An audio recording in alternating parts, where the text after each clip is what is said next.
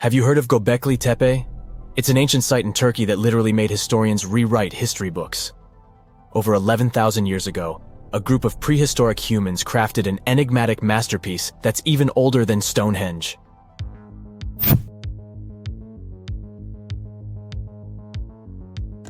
Before its discovery, archaeologists believed that people didn't know about iron and weren't good at making pottery. They were sure that settled life only emerged with the need for agriculture. But Göbekli Tepe changed this belief.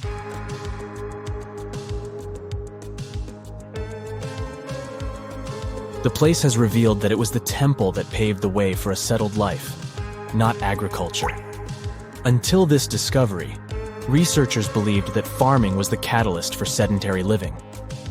Meet Professor Schmidt, the guy whose findings changed this theory. He managed to prove that hunter-gatherer communities laid the very foundations of this way of life.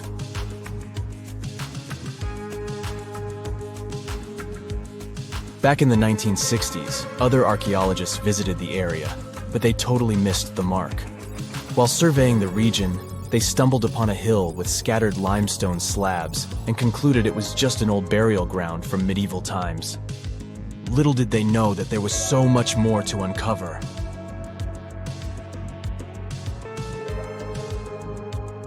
In 1994, Schmidt embarked on his own survey of prehistoric sites in the area.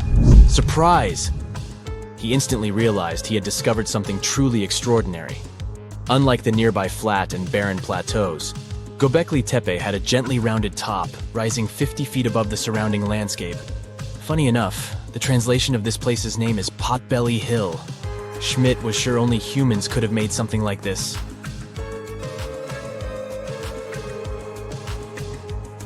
Those broken limestone pieces that were mistaken for gravestones turned out to be way more exciting. It was like stumbling upon a hidden treasure. The pieces took on a whole new meaning, and Schmidt with his team was about to dive into the secrets waiting beneath the surface.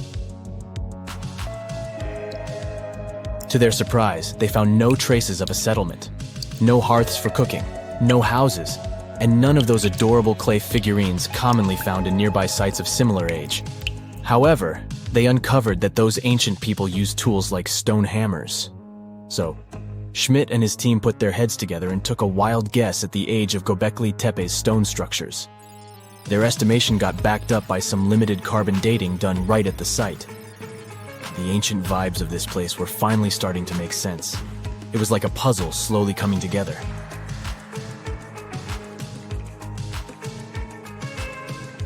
You may think that back then, people didn't have special tools to create something as cool as Göbekli Tepe.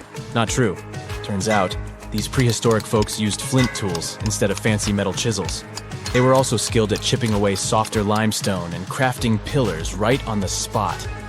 Afterward, they carried the pillars a short distance to the summit and placed them upright. Once the stone rings were complete, they covered them with layers of dirt. Over time, they added new rings, and voila! You've got a cool hill to impress people in the future.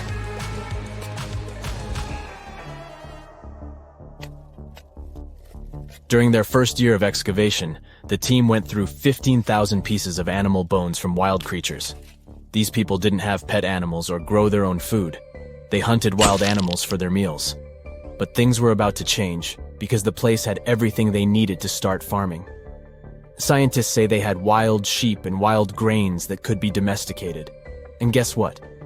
Just 20 miles away, geneticists found evidence of the world's oldest domesticated strains of wheat at a prehistoric village.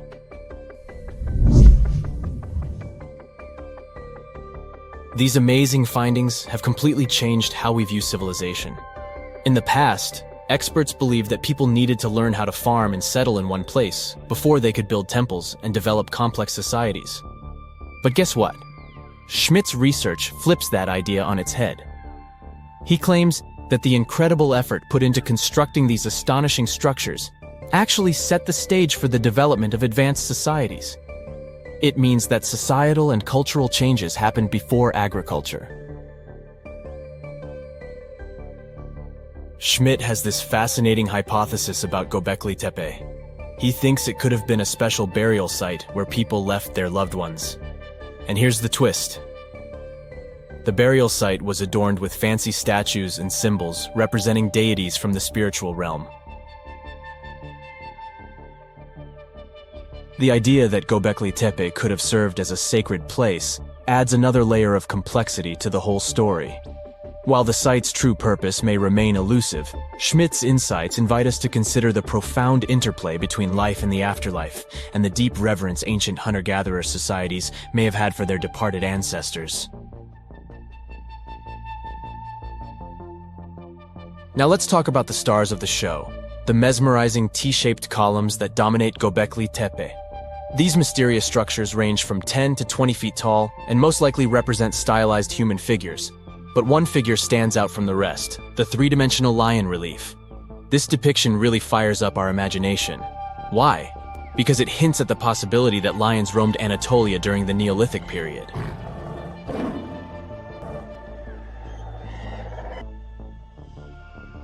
These standing stones are arranged in circles and placed in rectangular pits. Each circle has a similar setup. Two big T-shaped pillars in the center, surrounded by slightly smaller ones facing inward. Talk about a stylish arrangement. These towering pillars reach a whopping 16 feet and weigh between 7 and 10 tons. Some pillars are plain and simple, while others are like works of art with intricate carvings. Foxes, scorpions, and vultures come to life, crawling and twisting on the pillars' sides. But it's not just animals depicted on these stones. Some pillars have abstract shapes representing humans, and even small carvings of clothing items. Some of them even have belts. Now, there's one pillar that stands out from the rest like a rock star. This super old stone pillar suggests that a comet crashed into Earth. It happened during a chilly period that lasted about 1,000 years. Previous studies examining Greenland ice cores hinted at this comet theory, but now the carvings at Göbekli Tepe prove it right.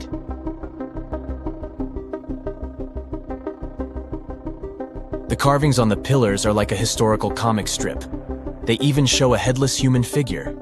Researchers fed the images into a computer and discovered their connections to constellations, indicating that this temple might have been an ancient observatory. It's like our ancestors were trying to document this cataclysmic event in their own unique way. Archaeologists have been excavating and researching Göbekli Tepe since the mid-1990s, peeling back layers of history and providing us with a deeper understanding of the intricate relationship between various elements. They have no plans to stop the whole process for another 150 years. Who knows what else they'll find?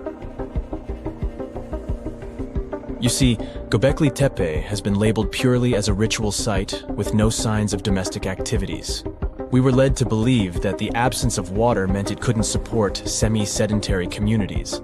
But scientists believe it's time to shake things up and approach Göbekli Tepe with fresh eyes. It's time to question what we believed before and use new evidence and different ways of thinking.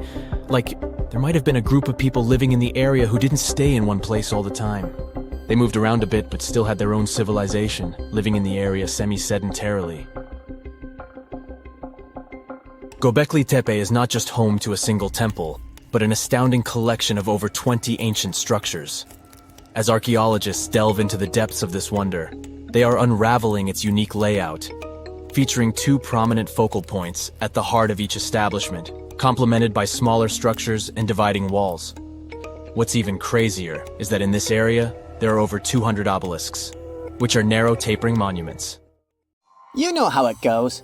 As the years pass, common knowledge slips away faster than you can say, "What's that thingamajig for?" Just think, our grandkids will probably be scratching their heads over the buttons on our old school phones.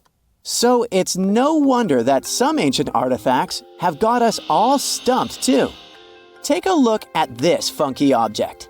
Any guesses on what it is? A musical instrument, a toy, or maybe something out of this world? Beats me, and even the experts have no exact answer. This little guy is a Roman dodecahedron, discovered by some amateur archaeologists near Lincoln, England. It's shaped like a fist and made of a mix of metals. Now, as for what this thingy was used for, that's the million-dollar question.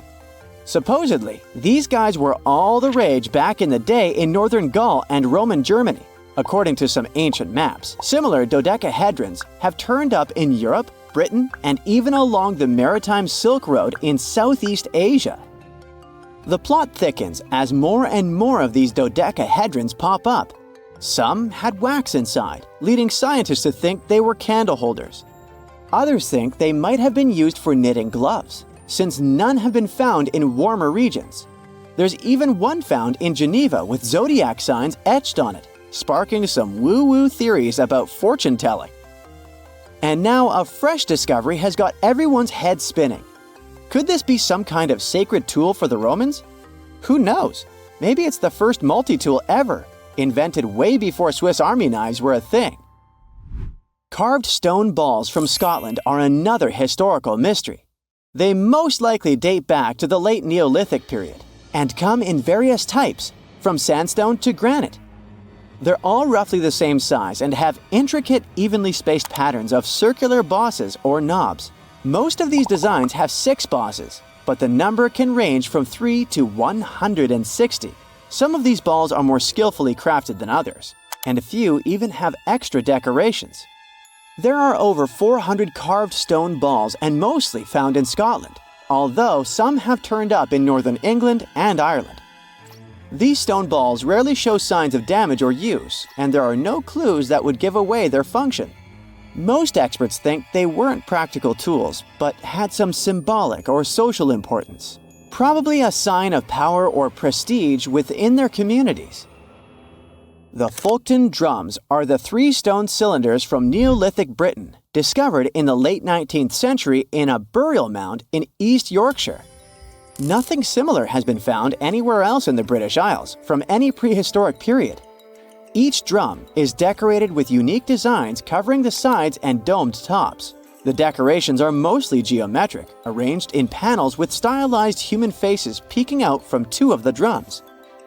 Recent studies of the artifacts using new technologies show that the designs had been carved and recarved over time. A team of experts also analyzed the composition of the drums, and it turns out that they were made from local chalk. In the late Bronze Age in Europe, long before coins became common, finely crafted metal objects served as portable wealth and symbols of high status. Across Europe, archaeologists have found all sorts of artifacts, from gold adornments worn by elites to large bronze cauldrons used in feasts. Beautifully decorated gold rings discovered in Wales are among these items.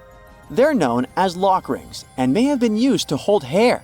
Now they're flattened after spending nearly 3,000 years underground. They used to have cone-shaped openings at each end. They were found at different times, but were likely worn as a pair and buried together in a single hoard. Other Roman artifacts made of the copper alloy were first catalogued as lunate pendants. But during a recent re-examination, experts found that these items were actually small mortar and pestle sets, known as cosmetic grinders. They were used to grind minerals for makeup and were specifically designed for applying liner and shadows to the eyes. They were mistaken for pendants because of suspension loops that allowed them to be carried on a cord. These cosmetic sets from the 1st century of the current era were unique to Britain. They prove the influence of imported cosmetics and beauty trends from the Mediterranean and Roman provinces, including Egypt. The Salzburg cube, also known as the wolf's egg iron, was discovered in the late 19th century in Austria. It doesn't really look like a cube, but is more like a rounded object with 2 flat sides. Down the middle, it has a groove, and the surface is covered with pits and craters.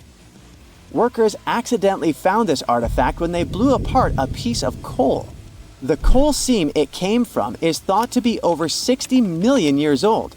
The Salzburg cube moved between museums, mysteriously vanished in the early 20th century, and then showed up again. Some researchers thought it must be a Victorian-era candlestick holder, but still, no one knows the true story of the cube or its current location. Archaeologists have unearthed an incredible historical find in Pakistan, an ancient sphinx estimated to be around 12,500 years old. The region where it was found was once a busy center of the ancient Indus Valley civilization. It had advanced urban planning, intricate art, and sophisticated drainage systems. The discovery of the ancient Sphinx is a good example of their progressive art. We all know of the Great Sphinx of Giza, but what was the significance of the Sphinx in the Indus Valley culture? Their Sphinx has designs and carvings that show scenes with their daily activities, which means it may have had a more complex role than a symbol of power or guardian. It could stand for a balance between humans and nature, or even a deity associated with agriculture. Arauca in Chile sits on the sandy dunes of the Atacama Desert, known as the driest desert in the world. Long before this coastal town was built in the 16th century, the Chinchorro people called this region their home. Archaeologists found hundreds of their mummies. Radiocarbon dating showed that these mummies are over 7,000 years old, which makes them 2,000 years older than the famous Egyptian mummies. The Chinchorro used special techniques to preserve the mummies, not just relying on the dry climate for that. And unlike the Egyptians, they didn't just do it for the elite members of their society, but for everyone, no matter what age or status they had. The local people living in Arauca now are so used to finding mummies in their backyards that they don't feel weird about living among them. In the winter of 1850, a powerful storm with extra high tides hit the west coast of Orkney, Scotland. The wind and waves ripped away the surf, covering a mound, and revealed stone-built structures beneath. A local antiquarian decided to dig up the village that he thought was from the Iron Age. He managed to unearth the remains of 4 houses and many artifacts from 2 villages. The villages had been buried under sand, so everything was really well preserved. Carbon dating wasn't a thing back then yet, so it was tricky to tell the exact age of the villages. Almost a century later, with new tech, researchers were finally able to tell that the place was actually from Neolithic times. You can still see stone dressers and box beds in the prehistoric houses. Archaeologists and historians working on the famous Terracotta Army think that it might have been inspired by or modeled on ancient Greek sculptures. It would mean there was a cultural contact between East and West much earlier than we thought, long before the Silk Road trade route. There was probably Western influence in China during the era of its first emperor, who took the throne in 246 before the current era. Before that time, China didn't have a tradition of building life-sized sculptures. Earlier terracotta soldiers were much smaller, less than 10 inches tall. Greek artists might have even been present to train Chinese sculptors. Listen to this. Neanderthal fiber technology. Nope, I'm not joking. The concept is real. In 2020, a team of scientists published a paper that redefined the way we saw our closest ancestors. A find in France changed archaeology forever, and it wasn't the first time something like this had happened. But let me start from the beginning. Neanderthals. For a long time, they fit the image of the typical cavemen. If you are now thinking of someone like Fred Flintstone, you wouldn't be much wrong. What was the reason behind this stereotype? When did we start believing that Neanderthals were not the brightest tools in the shed of evolution? In comes William King, a 19th century British geologist. He was the man who named the Neanderthals. Based on the bones King found, the scientist declared the species not intelligent, and this image stuck with the Neanderthals for centuries to come. But a piece of string, just 1/4 of an inch long, changed everything. A small, dry river valley, Abri du Maras, was the place of the great find. Archaeologists unearthed a cord fragment next to a stone tool. Such twisted fibers could have been used for everything from making clothes to fishing nets. In prehistory, this was some advanced tech, and the Neanderthals seemed to have mastered it. Scientists already knew that these early humans made tar from birch bark, and that they produced shell beads. There's even evidence of Neanderthal art. They were definitely not primitive. The string section and similar finds are changing the way we perceive our ancestors. The world of archaeology is constantly changing. Take the pyramids in Egypt, for example. Turns out, they weren't really built by an army of people who the pharaoh made work until they passed out. Herodotus, the famous Greek historian, was the man who started the confusion. He claimed, in 500 BCE, that 100,000 men took part in the construction of the Great Pyramid in Giza. He made no mention of who they were and why they were building the pyramids. That's how the myth started. Huge stone slabs pulled by humans, driven by a foreman with a whip. But Egyptologists would beg to differ. Those are the scientists who study ancient Egypt's culture. Fairly recently, they uncovered a workers' village that told a different tale. Yes, there was evidence of hard work on the workers' bones, but the construction industry is demanding even today. It took almost 6 years for 12,000 workers to complete the world's tallest building, Burj Khalifa. Back in Egypt, 3 times more workers finished the Great Pyramid in around 2 decades. An impressive feat of ancient engineering, wouldn't you agree? Superiors looked well after the Egyptians who built the pyramids. Their diet was rich in protein. They had medical care and they got paid properly. In fact, they lived better than the non-working population. And they lived with their families near the construction site. Archaeologists know all this because they unearthed bakeries and dormitories with bread jars and other goodies. Looks like the pharaohs were okay employers after all, and the job market wasn't that terrible. They also kept detailed papyrus records of the build and hieroglyphs. You and I wouldn't stand a chance of reading these letters that resemble images. Egyptologists had the same problem. For over a millennium, no one had used this type of font. And it's not like there was an English ancient Egyptian dictionary you could open and find meanings of words. But all this changed in 1822. A couple of decades before, the French found a broken slab of black granite. The stone contained one text in 3 scripts: Ancient Greek, Egyptian hieroglyphs, and Demotic. The last one was also the Egyptian language, but in a simplified script. Scientists dated it back to 196 BCE. The content is a religious proclamation. A French philologist and Orientalist, Jean-François Champollion, was the first one to crack the code. You see, people haven't forgotten ancient Greek letters. The Frenchman successfully matched the Greek letters with the ones in the Egyptian script. And voila, we were finally able to read hieroglyphs. The name of the piece of granite that made it all possible was the Rosetta Stone. The importance of its discovery went beyond archaeology. The word Rosetta Stone even entered the English dictionary. It represents a discovery that helps people understand an enigma that has been puzzling them for a long time. There are similar games. A symbol is attached to a particular message. Then you have to decode the message by replacing the symbol with a corresponding letter. In a nutshell, this is what scientists did with the Rosetta Stone more than 2 centuries ago. Do you know what is the oldest deciphered language in Europe? It has an unattractive name, Linear B. The script belongs to the Mycenaean Greek language. It predates the ancient Greek alphabet by several centuries. You can easily guess which script it is descended from. Linear A. The people from Crete used Linear B more than 1,000 years ago. During the Late Bronze Age, the Greek civilization that used the script vanished. There was no one who could read Linear B, and more importantly, no one knew it existed in the first place. This was about to change during the first years of the 20th century.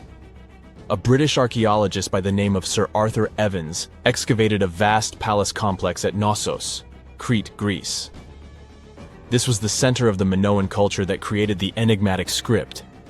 The palace boasted some 1,300 rooms. They had colorful paintings of dolphins, griffins, and bulls. All of these captivated the archaeologists' imagination. But their biggest find was at first overlooked: thousands of slabs of baked clay. The fire that brought down the palace helped preserve the tablets. It was impossible to read the slabs, though. They were written in an unknown language. The scientific community had to wait for another half a century before Michael Ventris cracked the code. He was an English architect and cryptographer. Ventris studied Greek and Latin. While attending the famous archaeologist lecture, the young man decided to solve the puzzle of Linear B once and for all. He managed to do so in 1952. One of Ventris's most amazing discoveries was that the script was an archaic form of Greek. but cryptology still hasn't solved the code of linear A. This writing system will remain a mystery until a motivated young person like Michael Ventris comes along. They wouldn't have to be a professional archaeologist. Basil Brown certainly wasn't. Yet in 1939 he discovered the richest early medieval tomb in Europe. This happened in Sutton Hoo in the southeast of England. This wasn't an ordinary tomb made out of stone. It was a full-size ship, 3 times as long as a London double-decker bus. And that's not all. Apart from its main purpose, the ship was full of riches. Deluxe hanging bowls, feasting vessels, gold and dress accessories, and luxurious textiles were just some of the treasures found. Archaeologists were also amazed by the silverware from distant Byzantium. You probably know this city as Istanbul, Turkey. Even in our age, it's several days' drive from Sutton Hoo. Just imagine how much time and money it cost to import a silver plate in the 7th century. That's when the ship went down, according to archaeologists. The English couldn't have done it. At that time, there was no England. The people living in the British Isles at the time were the Anglo-Saxons. Perhaps the ship from the grassy mounds in Suffolk belonged to one of their kings? We will never know. The local acidic soil did away with any possible evidence, or no one laid there in the first place. It could have been a cenotaph, which is a monument constructed to honor an important person. The archaeologists still don't have a definite answer. But what they have found at Sutton Hoo shed light on the Dark Ages. Before the discovery of the ship, they knew little about what had been going on in Britain after the Romans left. Now, the image of the early Anglo-Saxon society was much clearer. Perhaps the English soil will be the site of the next great breakthrough in archaeology. I bet you've never heard of the legendary oasis of Zerzura. This ancient city is said to be hidden somewhere deep in the Sahara Desert, and its discovery could mean unimaginable riches and untold secrets.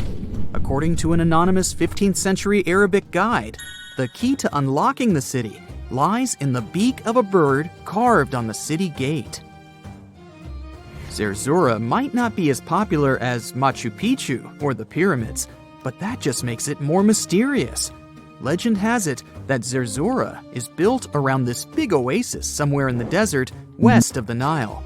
Apparently, it's made out of white stone and has all these luxurious houses and gold decorations. The story goes that a scribe wrote down the account of a traveler who stumbled upon Zerzura while looking for his lost camel.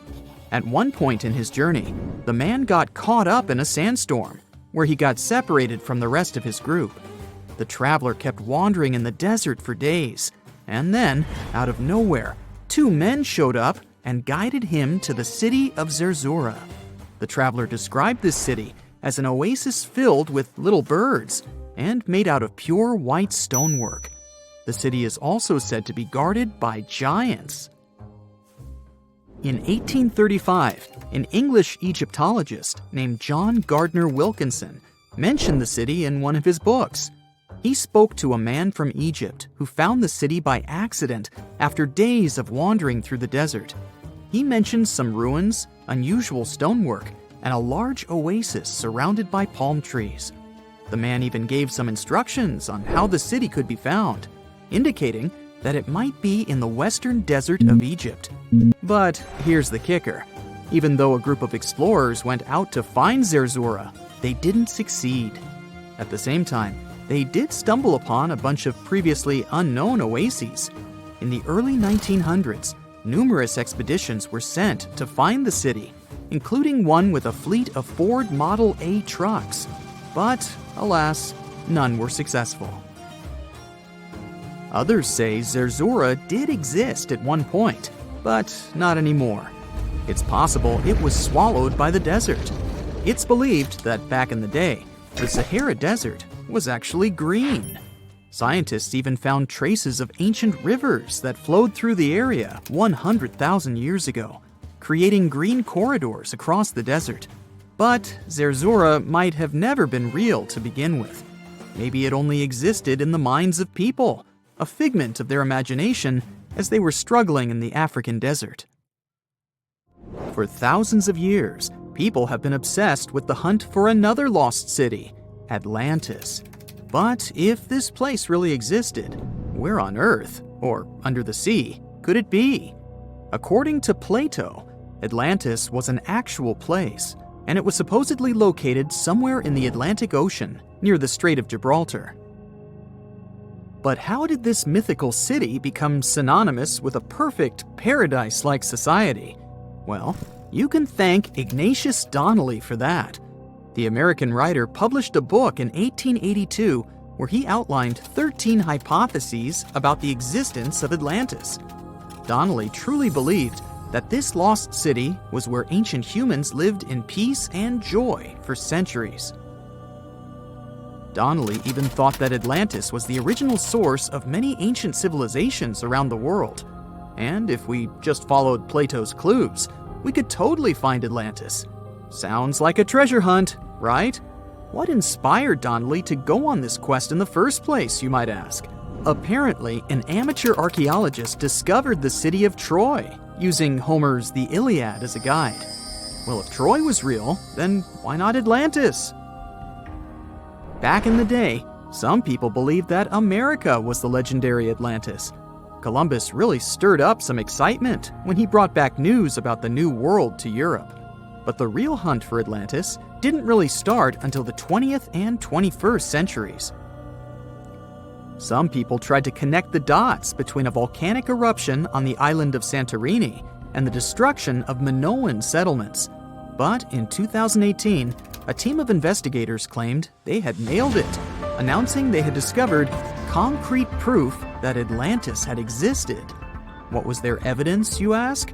A series of mysterious circles in a national park in Spain. But the circles turned out to be nothing more than experimental ponds for studying zooplankton. Let's face it, there's no real evidence that Plato's lost city of Atlantis actually existed. But it doesn't make searching for it any less exciting, does it? The Fountain of Youth isn't a lost city per se, but it is another mythical location that many have claimed to have stumbled upon over the years. Long ago, people were obsessed with the idea of living forever, or at least extending their lives as much as possible. Each culture had its own wild story, like the Greeks talking about a magic fountain that let people live longer, or Alexander the Great finding a river of paradise that could heal the wounded. Japanese legends spoke of hot springs that could make you young again, while the Caribbean locals talked about the restorative powers of the water in one of their own mystical lands. Explorers searched far and wide for these magical waters, but nothing. Probably the most famous of all was the story of the Spanish explorer Juan Ponce de Leon, who thought he'd found it in Florida. Now, Ponce de Leon was quite a character. He sailed with Columbus and became an important figure in the area now known as the Dominican Republic. He found gold in Puerto Rico and even became the island's administrator. But when the ruler of Spain decided to replace him in his duties, he got upset and decided to explore Florida, looking for gold and the elusive Fountain of Youth. He explored the Bahamas, but sadly, he didn't find any gold or magic water. He did, however, make his way to Florida. He explored the coast and even discovered the Gulf Stream. Unfortunately, his last expedition didn't go well, and he was wounded. But the legend of him searching for the Fountain of Youth lived on. Even though historians don't think he was really looking for the Fountain of Youth, thousands of people visit the Fountain of Youth Archaeological Park every year to try the sulfur-smelling water. It's the oldest attraction in Florida, which has been around since the 17th century. Some say the water has unusual properties, but I'll leave that up to you to decide after you visit this place. Norse mythology has its own mysterious land called Thule. It's said to be somewhere between Scandinavia and Iceland, where the sun barely shines and the cold bites hard. The folks there survive on a diet of millet, herbs, fruits, and roots, washed down with a grain and honey brew. As for its exact location, scholars can't seem to agree on it to this day. The legendary ancient Greek explorer Pytheas was said to be the first to stumble upon Thule during his quest for tin mines. He sailed his way up north, passing by Scotland, and after 6 long days of sailing, he reached Thule. The people there, according to Pytheas, were quite primitive, but that's no surprise since they were just simple farmers living off the land. They showed Pytheas where the sun set on the shortest day of the year. They also told him that in winter, the sun never rose at all, and in summer, there was no night. For many years, historians have been debating the true identity of this mythical land of Thule. Some say it's Iceland, while others claim it's Norway. A little bit of progress has been made recently with the help of a team of researchers. If their findings are correct, Thule might be the elusive island of Smola. That's farther south than any of the Norwegian islands that were on the list of contenders. It may be too soon to celebrate, but it does look like Thule has finally been found. It's kind of weird, but mining finds are often some of the most exciting discoveries. Ready for a treasure hunt? Or maybe we can just take a look at what other people found, without leaving our comfort zone, you know. Tanzanite is a stone that's more valuable and expensive than diamonds. This gem was first discovered in 1967 in, the name probably gives it away, Tanzania. Tanzanite became popular after Tiffany & Company began to use it in their jewelry. The stone cost $200 to $350 per carat. This number isn't that high compared to other gems on my list, but experts say that the stone's price will rocket up in the next 20 to 25 years. Its deep blue-violet hue differs the gem from others. Plus, it can only be mined in one place on Earth. The next gemstone is red beryl. Although they're not as rare as some others, like black opal, it's hard to find gem-quality ones, and you can only come across red beryl on a mountain in Utah. Yet, with its few different shades of a darker red, this gemstone is one of the rarest in the whole beryl family. Prices for this red beauty can reach up to $10,000 per carat, but good luck finding it on sale. With their mesmerizing green hues, emeralds are quite popular. Most emeralds have minor imperfections, like me. On rare occasions, a natural emerald without any flaws appears on the market. It can be sold for jaw-dropping money. Oh, that would hurt. For instance, when the historic Rockefeller Emerald was auctioned off, the 18-karat gemstone was purchased for $5.5 million, which is $305,000 per carat. This way, it broke all records, being the highest price per carat emerald ever sold. Now, opal is a valuable multicolored stone, found mostly in Australia. The most common types are white, gray, and green opals. But here, I want to focus on the rarest one, black opal. Black opal has many colors in it, like a rainbow. And each time you look at it, you may see some other colors that you haven't noticed before. It's really hard to mine this one. There's no guarantee at all that you'll find it. This virgin rainbow opal is valued at $1 million and has become the world's most expensive opal. It was discovered in 2003 by John Dunstan. What's even cooler is that it was found inside an ancient cuttlefish skeleton. Who would think of looking there?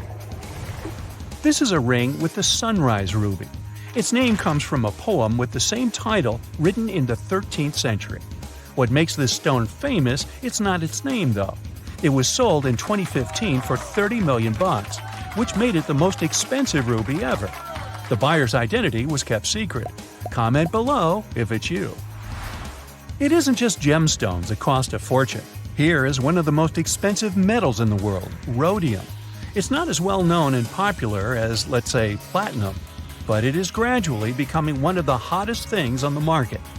80% of the demand for rhodium comes from the global automotive industry, so it's wanted, but it's super rare.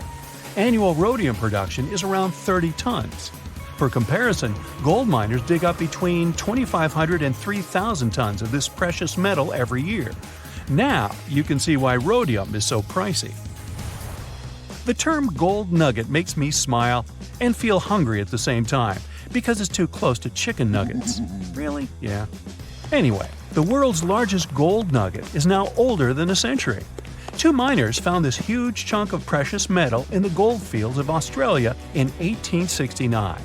It weighed 214 pounds and was 24 inches long. The miners named it "Welcome, Stranger." These two people instantly became rich. In those days, you could turn into a millionaire overnight. Nowadays, we have Lotto. Very unlikely, but possible. One of the grandchildren of the miners said that when people heard her name, they always asked her where the gold was or if she was rich. She answered that she wasn't. In fact, she didn't have any jewelry made from the welcome stranger. Well, that's a shame. Imagine you're 12 and find a diamond worth $15,000 while you're walking in a park. This actually happened to Michael Detlef. He probably used all his luck in life that day. Of course, in a normal park, you can see trees, leaves, rocks, and so on. But in the Crater of Diamonds State Park, you can find a real diamond. This park is very special because it's where 8 of the largest diamond deposits in the world are located. And anyone, literally anyone, can just go there and search for diamonds. And it gets even better. The policy is finders keepers. So yeah, just go find yourself a diamond there. You might even turn out luckier than Michael Detlef, and he found the 5.16 carat diamond after less than a minute's search. Have you ever seen the largest orange diamond ever sold at auction? Well, it was bought for $35.5 million in 2013. This is about $2.4 million per carat, which is the highest price per carat paid for a colored diamond at auction. Now, miners have recently discovered the largest pink diamond found in more than 300 years. The diamond has the nickname Lulo Rose, which comes from the Lulo mine in northeastern Angola. The pink diamond weighs 170 carats. Right now, the largest pink diamond in the world is the 182-carat Darya Ainur from the Iranian collection of national jewels, but the newly discovered Lulo Rose is almost as large. Pink diamonds are relatively rare, too. Science can't fully explain what gives the gem that rosy hue. Hey, maybe they're shy or embarrass easily. But the fact is that they're worth a lot of money. In 1999, miners in South Africa uncovered a rough 132-carat pink diamond, later called the Pink Star. In 2013, the Pink Star was sold for approximately $83 million at auction. This way, it became the most expensive gemstone ever sold. In 2000, miners found a gigantic jade stone in Canada, 18 tons. They wanted to keep the stone, but then they got a generous offer. The buyers wanted to turn the huge piece of jade into a Buddha statue. Eventually, the stone was carved into a statue weighing 4 tons. Now, you might be sitting on a fortune hidden under your house or in the backyard. Every now and then, people discover strange and valuable things on their property. This is what happened to a lucky gem trader in Sri Lanka. He had problems with the water supply, so he decided to have a well drilled in his backyard. Workers found a 2.5 million carat sapphire cluster there. It weighed more than 1,000 pounds and was worth around $100 million on the market. Well, that should fix his water supply. We talked about rare black opals, and I can't help but mention opal pineapple. It's one of the rarest and most fascinating types of opal. It's not a fossilized fruit or something like that, only the shape of this cluster of crystals resembles that of a pineapple. These opal pineapples are only found on the White Cliffs in Australia. Now, if there's a gold nugget, there should be silver nuggets too, right? And they do exist. In fact, the largest silver nugget ever mined was found in the United States. It weighed 1,853 pounds. It was too large to be carried in one piece, so it was cut into 3 pieces and moved from the Smuggler Mine near Aspen, Colorado in 1894. Now look at this sparkling purple gemstone. The Empress of Uruguay is the perfect amethyst geode in the world. That's a hollow rock with thousands of perfect crystals that formed inside. This geode is 130 million years old. It's 11 feet high and weighs 2.5 tons. So imagine extracting something that big from the soil. It took miners 3 months to take it out from the solid basalt which surrounded it. So, what would you do if you found something as precious as these treasures?